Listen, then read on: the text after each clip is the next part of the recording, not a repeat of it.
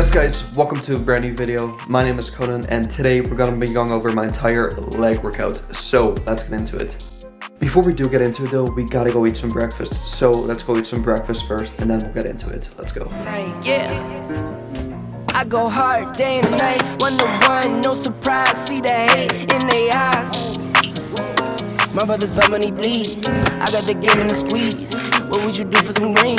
What would you do for some blues? Go pick and choose, the fam and the cheese. Some people not built like that, some people get killed like that. Pressure like water, light smoke, get your band that. Alrighty guys, super quick, easy, simple pre-workout meal. We got 60 grams of cream of wheat in here with some protein sludge on top. And a lot of people have been asking me how I make my protein sludge, and it is literally the easiest thing ever. It is just 1 scoop of protein powder mixed with a tiny little bit of water until you reach your desired consistency. Like, that's literally it. Like, I don't know why so many people ask me. And when it comes to the cream of wheat, I think cream of wheat should sponsor me because I've been eating this food like almost every single day for like the past almost like what, 2 years. So yeah, if you're watching this, why haven't you sponsored me yet? Come on.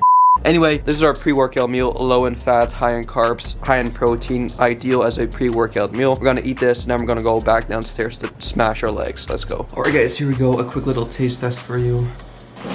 It's very hot.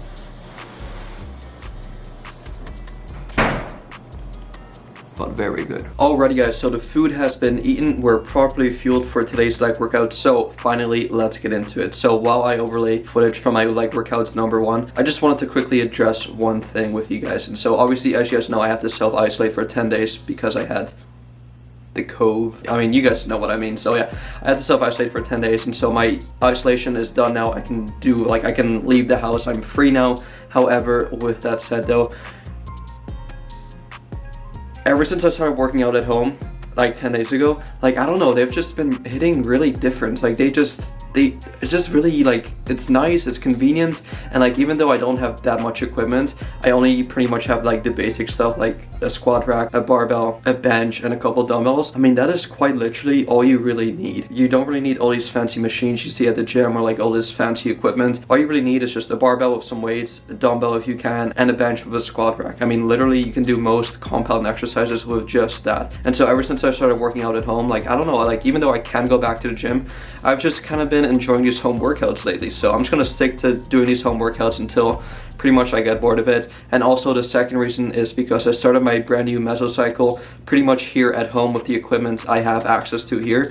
And so it wouldn't really make sense for me to like switch up the exercises now mid mesocycle. So yeah, I want to at least finish up this kind of like training block before I switch to different exercises and different machines. So with it out of the way, the first exercise we did on leg workouts #1 was the good old back squat. This should be like your bread and butter lift when it comes to training your legs. It doesn't necessarily have to be a back squat. It could also be a front squat, a hack squat, a goblet squat, just whatever squat variation you want to do that, because the range of motion on your quads you get here is absolutely insane. It also targets your glutes as well. And now, as you guys can notice here, I actually do them paused, so this makes them slightly difficult, so you may have to drop the weight significantly and leave your ego at the door. So I mentioned this in my last video too, but yeah, there's no need for you to impress anyone, especially if you're training at home like I am. Like, I have no one to impress, so I'm not like here trying to like ego lift or anything. Like, if you have to, definitely drop the weight for this exercise because paused squats are very difficult. Holding a slight pause at the bottom for about a second and then exploding back up again is a lot easier said than done. So yeah,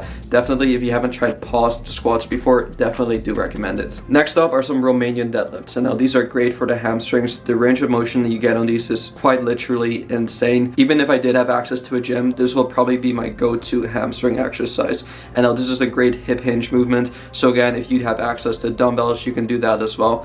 But any hip hinge movement here will work really, really well. So we did about 3 sets here of about 8 to 10 reps. And then our third exercise were some walking lunges. And now, like I mentioned in a previous video, I think it's very important to do exercises unilaterally, which means doing them one side at a time to prevent any muscle imbalances. Because again, with a barbell, you're pretty much doing both legs at the same time. Whereas if you do them one leg at a time, with like dumbbells or something, you can hit each leg one at a time, which again can strengthen each one and can prevent any muscle imbalances. So these are absolutely killer. We went a bit higher in reps here. We went for about 10 to 20 on each leg, which means like 20 to 40 steps, which honestly is very brutal. If you haven't done lunges before, I would probably just do them body weight first before adding weight, because honestly, like your glutes, quads, everything should be just on fire here. And now depending on how wide your stance is, you can target slightly different muscle groups. So if your stance is really wide, it'll target a bit more of your hamstrings and glutes, whereas if your strides are a bit smaller, you'll target more of your quads. So for me, I mainly wanted to focus on my quads, so my strides were a bit smaller.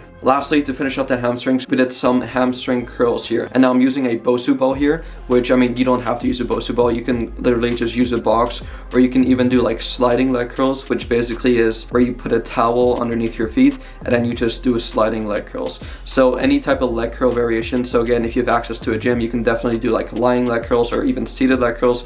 These are super great. So we did 3 sets here of about 10 to 15. And now this is quite a controversial one. It's not really controversial, but a lot of people have different opinions on this. Should you even train your abs to begin with? And now I'm a big believer that, I mean, I'm kind of like in between. Like you have these two groups. So you either have people that are completely against training your abs, saying, oh, it's a waste of time, you shouldn't be doing it, it's stupid. And then you have the other extremes of people saying, oh, you gotta train your abs, it's so important, blah blah blah. And it's like, I find myself kind of being like in between the two, because I don't necessarily think it's super important, especially if your sole goal is simply just to see them. Like if you just want to see your abs and be able to reveal them, all you gotta do is just eat less food. Like literally, if you're at a low enough body fat percentage, like you will see your abs.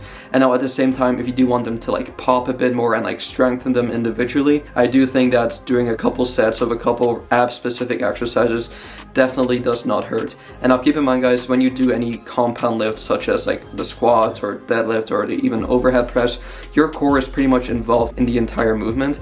So you do indirectly train your abs when you do all these kind of like heavy lifts, but ultimately if you want to train them directly and make them pop out a bit more, I definitely think that it is worth it. So here today we're just doing some leg raises. This is my favorite ab exercise. It is super easy, super convenient. All you need is like a pull-up bar or something to hang off of, and I just do full reps here. So we did 3 sets here of pretty high reps, pretty much just go until failure here, because the systemic fatigue here doesn't really accumulate that fast. So yeah, I'd say just do 3 sets pretty much until failure here. So that's leg workout number 1. Now let's jump into leg workout number 2. So whereas the last workout we did some back squats, this time we're doing some front squats. So again, a slightly different variation. The front squats slightly targets a bit more of your quads because of the upright position you have to hold, and because the weight is in front of you instead of behind you, you emphasize a bit more of your quads. So we did 3 sets here, about 8 to 10 reps here, and then again try to hold a pause at the bottom here to just make it slightly more difficult. Next up are some good mornings. So again, these are a great exercise for your hamstrings. These are a slight variation from like a traditional Romania deadlift, because again the bar is on the back of you.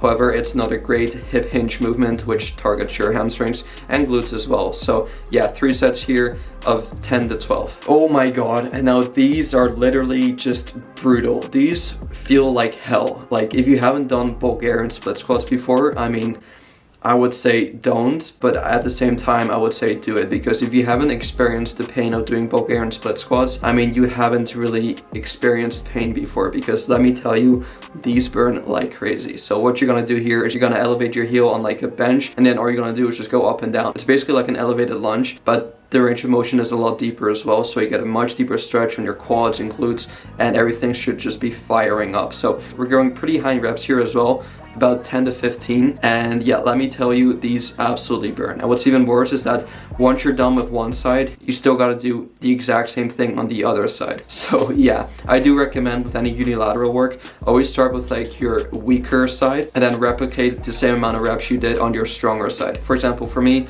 I know my right side is a bit stronger than my left, so I always start with my left leg first. I do that, I did like 13 reps here, and then I made sure to do the same thing on my right side, and then we repeat that 3 times. Obviously you rest in between sets, but yeah, 3 sets of about 10 to 15. Now again, we're putting the Bosu ball to good use. We're doing some hip thrusts here. So again, you can use a normal box or even like a barbell or even a bench, but I just happen to have this Bosu ball in my basement, so I thought, why not use it? It's a bit more difficult because you do have to like stabilize a bit more, but I do still have a really good mind-muscle connection with this and a pretty good stimulus in my hamstrings and glutes. So yeah, I really enjoyed this one. Some hip thrusts here, doing 3 sets of 20 reps. And lastly, you already know we could not skip out on our calves. Here here we're doing some standing calf raises, and what we have here is I don't have like a dedicated like calf machine, so I pretty much elevate my calf on my staircase and I hold one 30-pound dumbbell on one side. So I did like 4 sets here of, again, pretty much failure, about 20 to 30 reps, so relatively high in reps because I don't have that much weight to work with. And I think with calves, like I've done this before, I used to go like super heavy, like on a seated calf raise machine. Like I used to do like a lot of weight for like 6 to 8 reps, and it's like you don't really feel the burn and you don't really feel anything if you go that heavy, especially with the calves. So I think like calves for most people is a pretty stubborn muscle group to grow, and because your calves are involved in like pretty much everything you do, like whenever you walk, and I'm assuming most people walk at least a couple times a day, so yeah, your calves are pretty much involved in like everyday type of movements. So you really gotta like make sure to like punish them, like just torture them, like literally don't even feel bad for them, don't say sorry, just like do it, because they can literally take a beating. They're so active all the time. So again, pretty high reps here, 20 to 30 reps, and then the rest in between sets is quite low as well. So I literally rested like 30 seconds max and I went straight to the next set. And then to finish off the abs, we did some ab rollouts. This ab rollout thing, I've had this for a really long time and I never really used it up until now, because now I don't really have an excuse not to. Some ab rollouts, and now these again are very difficult. The stretch you get on your abs with these is actually like, it's nuts. Like my DOMs the next couple of days were quite bad, like in a good way. So yeah, if you haven't done these ab rollouts before, they're very hard. So yeah, because they're a pretty hard exercise, I did them from my knees, but if you have a very strong core, you can definitely do them from your feet,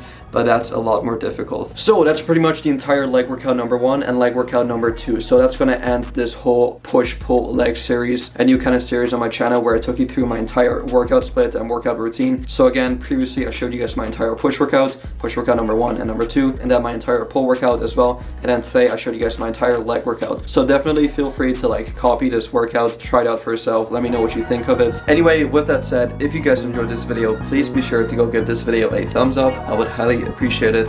Subscribe to my channel if you're new, and I'll see you guys in the next one. Peace out.